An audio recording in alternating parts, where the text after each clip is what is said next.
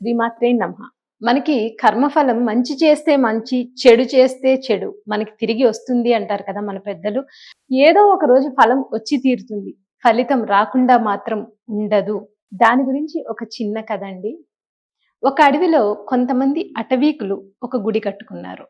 వారికి రాతి విగ్రహాలు దొరకవు కదా! అందుకని ఒక చెట్టును కొట్టి ఆ దుంగని తీసుకొచ్చి ఆ చెక్క దుంగనే విగ్రహంలా చేసి పసుపు, కుంకుమ వేసుకుని ఆ అలిమి వస్త్రం అంటే ఒక వస్త్రాన్ని కప్పి దానికే పూజలు చేసేవారు.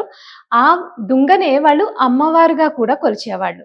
నిజంగానే అమ్మవారు ప్రత్యక్షమై వాళ్ళు కోరిన కోరికలన్నీ తీర్చేది. ఆ గుడికి అప్పుడు ఆ అడవికులందరూ కలిపి ఒక పూజారిని మాట్లాడి నిత్యం పూజలు చేయించేవారు. ఆ పూజారి అడవికి రావాలంటే 5 మైళ్ళ దూరం నుంచి రోజు వచ్చి పూజలు చేసి వెళుతూ ఉండేవాడు. ఒక్కనాడు కూడా ఆయన ఎప్పుడు విసుక్కోలేదు. అయ్యో నేను ఇంత దూరం నుంచి వస్తున్నానే అని ఎప్పుడూ అనుకోలేదు. ఇది ఇలా జరుగుతూ ఉండగా ఒకనాడు చాలా పెద్ద వర్షం అండి. కుంభ వృష్టిలా మారింది ఆ వర్షం. ఆ రోజు ఆ గుడికి దగ్గరలోనే కట్టెలు కొట్టుకునేవాడు ఒకడొచ్చాడు. చాలా పెద్ద వర్షం కదా! ఆ వర్షానికి ఎక్కడుండాలో అతనికి చుట్టూ చూశాడు. ఎక్కడా అతనికి నీడ లేక వెతికితే కనుక దగ్గరలో ఆ గుడి కనిపించింది. వెంటనే అతను గుడిలోకి వెళ్ళాడు. ఎదురుగా చూస్తే పెద్ద దుంగ కనపడింది. వెంటనే ఆహా! వర్షం వచ్చి చెట్లన్నీ తడిచిపోయాయి. ఈరోజు కడుపుకి తిప్పలే అనుకుంటూ ఉన్నాను. ఏమి ఆహారం దొరకదేమో అనుకుంటున్నాను. ఇటువంటి టైంలో ఎదురుగా ఇంత పెద్ద దుంగ దొరకడం అదృష్టం కదా! అనుకుని ఆటవికులు పూజించే ఆ దుంగని కొట్టబోయాడు. వెంటనే ఒరేయ్ నన్ను కొట్టకు అంది అందులో ఉన్న అమ్మ. ఇతనికి దేవుడు, దెయ్యం అంటే ఏంటో తెలీదు. అంటే ఒక నిషాదుడు. అంటే అతనికేమీ తెలీదు. ఆ డిఫరెన్స్ తెలీదు కనుక ఎవర్రా దొంగ వెనక దాక్కుని మాట్లాడుతున్నారు? ఎవరు బయటికి రండి మీరు అన్నాడు. ఎందుకంటే అతనికి అమ్మవారు అని తెలియని అజ్ఞానంతో. అప్పుడు ఆ దుంగ నుండి ఒక అమ్మవారు బయటకు వచ్చి నేను అమ్మని నన్ను కొట్టకు అనగానే అయితే కొట్టకపోతే నా కడుపు ఎలా నిండుతోంది? నాకు ఆకలేస్తుంది కదా ఇప్పుడు అని అడిగాడు. సరే ఇదిగో నీకు 100 బంగారు నాణాలు ఇస్తున్నాను అని ఒక మూట అక్కడ పడేసి మాయమైపోయింది అమ్మ. ఆ మూటలో ఉన్న బంగారు నాణాలు చూసేసరికి చేతిలో ఉన్న గొడ్డలు అక్కడే పడేసి ఆ మూట తీసుకుని వేగంగా అక్కడి నుంచి వెళ్ళిపోయాడు. అప్పుడే అక్కడికి వచ్చి ఇదంతా చూస్తున్న పూజారికి ఒక సందేహం వచ్చింది. రోజు నేను అంత దూరం నుంచి వస్తాను, ఎన్నో అష్టకష్టాలు పడి నేను వచ్చి అమ్మవారికి పూజలు చేస్తుంటే నాకు మాత్రం ఇప్పటి వరకు ఏమీ ఇవ్వలేదా అమ్మ? అదే గొడ్డలితో కొట్టబోయే ఆ బోయేవాడికి మాత్రం బంగారు నాణాలు ఇచ్చి అతన్ని కనికరించిందా అని పూజారి కోపంతో ఆ గొడ్డలతో అమ్మవారిని నరకబోయాడు. గొడ్డలి ఎత్తాడో లేదో పూజారి కళ్ళు పోయాయి. అంటే వెంటనే చూపు పోయింది అతనికి. చూపు పోగానే అమ్మ ఎంత అపచారం చేశాను తల్లి నన్ను క్షమించు అని ఏడుస్తూ అమ్మవారిని వేడుకున్నాడు. అప్పుడు అమ్మవారు ప్రత్యక్షమై వాడు అజ్ఞాని, దేవుడంటే ఏంటో తెలీదు, నన్ను చూసి ఒట్టి కట్టుముక్క అనుకుని కొట్టబోయాడు. కానీ నువ్వు అలా కాదు కదా, నువ్వు జ్ఞానివి, నిత్యం నన్ను పూజిస్తున్నావు, నన్ను అమ్మవారిగానే కదా కొలుస్తున్నావు, అజ్ఞాని నరకపోగా కనికరించాను అని నువ్వు కూడా అలాగే అనుకుని నువ్వు కూడా అదే పని చేయబోయావు. అంటే ఏమీ తెలియని అజ్ఞాని చేసిన పని అన్నీ తెలిసిన నువ్వు చేస్తే ఎలా చెప్పు? పైపచ్చు దేవతగా కొలిచే నన్ను నువ్వు నరకపోయావు. అందుకే కళ్ళు మాత్రమే తీసేశాను, తీయకపోతే నువ్వు పూర్తిగా సర్వనాశనం అయిపోయేవాడివి అనగానే అమ్మా నన్ను క్షమించు, మరొక్కసారి ఇలాంటి తప్పులు ఎప్పుడూ చెయ్యను, దయచేసి చూపు వచ్చేటట్టు ప్రసాదించు అని చెప్పి అమ్మకి దండం పెట్టుకున్నాడండి.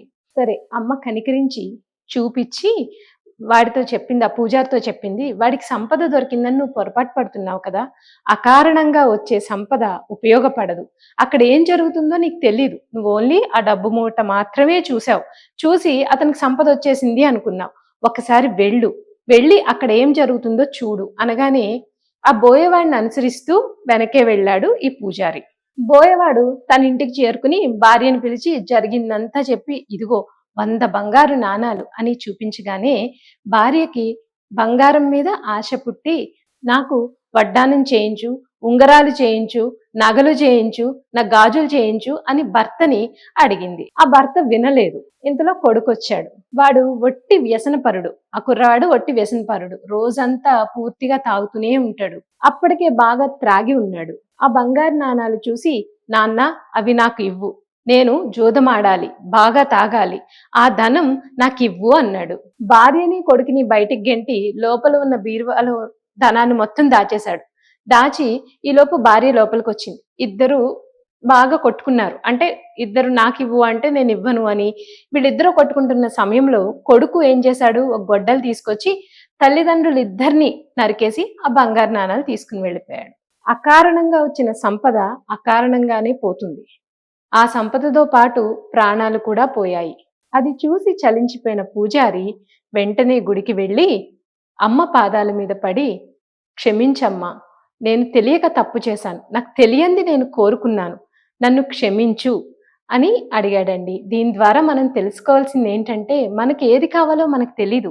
మనల్ని సృష్టించిన పరమాత్మకు మనకి ఎప్పుడు ఏది ఇవ్వాలో ఖచ్చితంగా తెలుసు.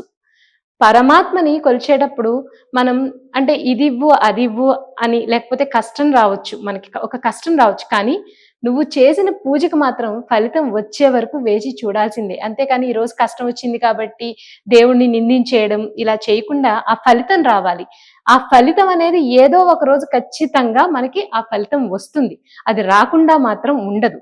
దైవానికి ఎవరి మీద పక్షపాతం ఉండదు. చేసే ప్రతి పనికి ఫలితాన్ని ఇస్తాడు. నువ్వు పరిపూర్ణుడివి కావాలంటే ముందుగా నువ్వు అంటే మన మనసుని శుద్ధం చేసుకోవాలి. మనం చాలా శుచిగా, శుభ్రంగా ఉండాలి. అంటే బంగారాన్ని పుటం పెట్టిన తర్వాత ఎంత అద్భుతమైన ఒక నగ తయారవుతుందో, అలాగే చేసిన పాపాలు ప్రక్షాళనలు అయ్యే వరకు కష్టాలు పడుతున్నట్టే అనిపిస్తుంది మనకి. ఒక్కసారి ఆ కర్మఫలం పోగానే మనలో ఒక పరిపూర్ణత్వం వస్తుంది. అప్పుడు ఎంచక్క ప్రతి క్షణం ఒకే స్థితి ఉంటుంది. అదే ఆనందం. ఆనందమే ఆనందం. ఆ ఆనందమే ఆ పరమాత్మ పాదాల చెంతకు చేరే వరకు మనం కోరుకోవాల్సింది. ఆ పరమాత్మ చెంతకు చేరే వరకు కూడా మనకు ఆనందం ఉండాలి అని చెప్పి మనం కోరుకోవాల్సిందండి. ఇది ఈ స్టోరీ ద్వారా నేను చెప్పవలసింది. అంటే కర్మఫలం ఖచ్చితంగా అనుభవించాలి. మనకి తెలియకుండా చేసిన కోరికలు కానీ లేకపోతే అంటే మనకు తెలీదు. ఈ కోరిక అడిగితే జరుగుతుంది అని తెలీదు. బట్ కోరుకుంటాం. దానివల్ల చాలా అనర్థాలొస్తాయి. దానికన్నా స్వామి నీకే తెలుసు నాకేమి ఇవ్వాలో అని మనం ఆ స్వామికి కనుక మనం చెప్పేస్తే ఆయనకు అన్నీ తెలుసు. మనకెప్పుడు ఏది ఇవ్వాలో అది ఖచ్చితంగా దొరుకుతుంది. ఇది చెప్పడానికి ఈ చిన్న స్టోరీ ద్వారా చిన్న ప్రయత్నం చేశానండి. ఇది మీ అందరికీ నచ్చుతుందని ఆశిస్తున్నాను. శ్రీమాత్రే నమః.